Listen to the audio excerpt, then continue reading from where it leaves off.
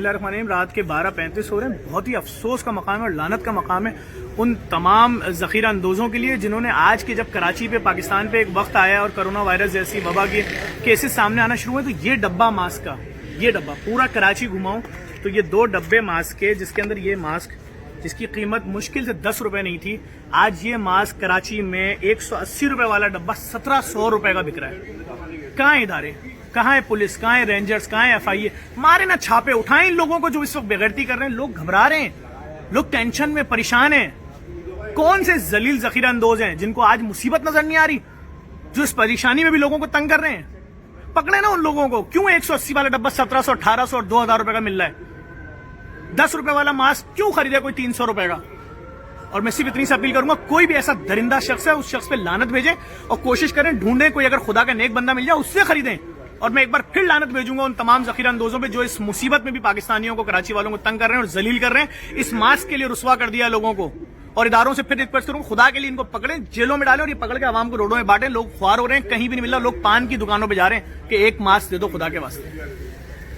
बिस्मिल्लाहिर्रहमानिर्रहीम। इस वक्त कराची के तमाम मेडिकल स्टोर से मास्क ऐसे गायब हो गए कि जैसे पता नहीं क्या ऐसी चीज थी, और इतना ज्यादा पैनिक है लोगों के अंदर, इतना परेशान है लोग जिसकी कोई इंतहा नहीं।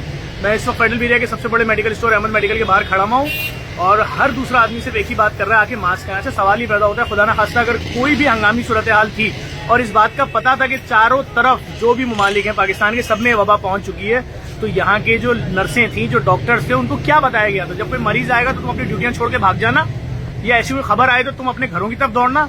कोई हंगामी अलर्ट क्यों नहीं जारी हुई थी? और इस वक्त मैं आपको एक सिंपल सी चीज दिखाता हूँ, आइए। लोग जो यहाँ खड़े हैं, अस्सलाम वालेकुम भाई, क्या लेने आए हैं भाई? भाई मास्क लेने आए थे, वो अभी न्यूज़ आई है टीवी में कि कोरोना के 2 केसेस आए पाकिस्तान में रिपोर्ट में। अच्छा, तो मास्क लेने आए, एक भी मास्क नहीं मिला। नहीं मिल रहा मास्क। मास्क की क्या पोजीशन है? मास्क का बहुत बुरा हाल है, माल आ ही नहीं रहा 1 महीने से हमारे पास। 1 महीने से माल नहीं आ रहा है, तो अभी जो इस वक्त यहाँ पर अफवाहें उड़ी हुई है उसको कैसे फिर टैकल करेंगे? लोग तो आपके पास बड़ी उम्मीद से आ रहे हैं भाई। बहुत बुरा हाल है, बहुत परेशान है लोग। तो लोगों को दे क्या रहे हैं मास्क के बदले? फिर ये डिस्पोजेबल मास्क दे रहे हैं, उसकी कोई वैल्यू नहीं है, और वो भी कस्टमर वो भी लेके जा रहा है, वो भी नहीं है मास्क हमारे पास इस वक्त। है ही नहीं। मैं क्या लेने आई है यहाँ मेडिकल स्टोर पे? मैं अहमद मेडिकल स्टोर में मास्क लेने आई हूँ जो अवेलेबल नहीं है। किसके लिए मास्क लेने आई है? बच्चों को सुबह स्कूल भेजना है। कौन सा मास्क है जो आप अंदर दिखा रही थी? दिखाइए जरा। N95 मास्क है, ये मेरी फ्रेंड ने, ये बंद हो गया बहन।